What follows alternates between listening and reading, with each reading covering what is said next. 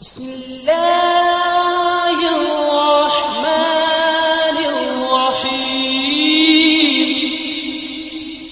الرحیم السلام علیکم ورحمۃ اللہ وبرکاتہ۔ آپ کو پتہ ہے کہ ہم لوگوں نے دو طرح کے گلاسز رکھے ہوئے ہیں، ایک وائٹ اور ایک بلیک۔ وائٹ گلاسز ہم اپنے لیے یوز کرتے ہیں، ہمیں سب اچھا نظر آتا ہے، اور بلیک گلاسز ہم دوسروں کے لیے کہ دوسروں میں بہت سے عیب ہوتے ہیں۔ سم ٹائم ہم کانشیسلی اور انکانشیسلی گناہوں میں اتنا آگے نکل جاتے ہیں کہ ہمیں پتہ ہی نہیں ہوتا، کہ ہم اس کو احساس نہیں ہوتا کہ اس کی ہم گناہ کر رہے ہیں اور ہمیں اس کی معافی مانگنی چاہیے۔ اگر گناہ ہو جائیں تو پھر ان گناہوں کی معافی کیسے مانگنی ہے اور اس کا کیا طریقہ ہے۔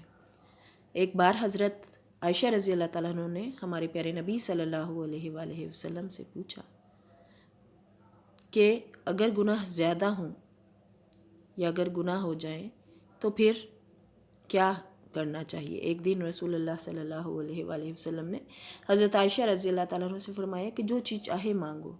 تو حضرت عائشہ رضی اللہ تعالیٰ عنہ نے عرض کیا، وہ راز بتائیے جس سے تمام گناہ معاف ہو جائیں، یعنی اگر ہمارے سے گناہ زیادہ ہو جائیں تو ہم کیا کریں۔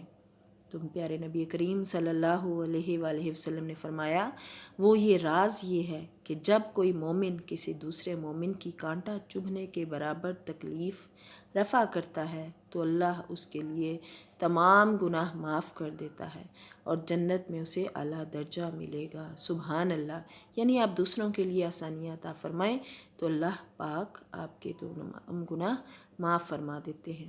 جب صحابہ اکرام رضی اللہ تعالیٰ عنہ کو یہ معلوم ہوا تو وہ بہت خوش ہوئے، لیکن حضرت ابو بکر صدیق رضی اللہ تعالیٰ عنہ نے رونا شروع کر دیا۔ صحابہ رضی اللہ تعالیٰ عنہ کو تعجب ہوا، وہ حیران ہوئے، انہوں نے پوچھا آپ کیوں روتے ہیں؟ تو حضرت ابو بکر صدیق رضی اللہ تعالیٰ عنہ نے جواب دیا کہ میں اس لیے روتا ہوں کہ جب دوسرے کا دکھ دور کرنا گناہوں کی معافی اور جنتی ہونے کا ذریعہ بن سکتا ہے تو ان لوگوں کا کیا حشر ہوگا جو دوسروں کو دکھ دیتے ہیں، دکھ پہنچاتے ہیں، تکلیف دیتے ہیں۔ اور ہم لوگ جب بلیک گلاسز لگا کر دیکھتے ہیں تو ہم یہی کچھ کر رہے ہوتے ہیں۔ ہم غیبت بھی کر رہے ہوتے ہیں، چغلی بھی کر رہے ہوتے ہیں، دوسروں کا دل بھی دکھا رہے ہوتے ہیں اپنی زبان سے، اپنے ایٹیٹیوڈ سے، اپنے باڈی لینگویج سے۔ تو اس سے پرہیز کرنے کی کوشش کرنی ہے، اپنے آپ کو اس سے بچانا ہے۔ تقویٰ کیا ہے؟ اپنے آپ کو گناہوں سے بچانا۔ اور وہ کیسے بچانا ہے؟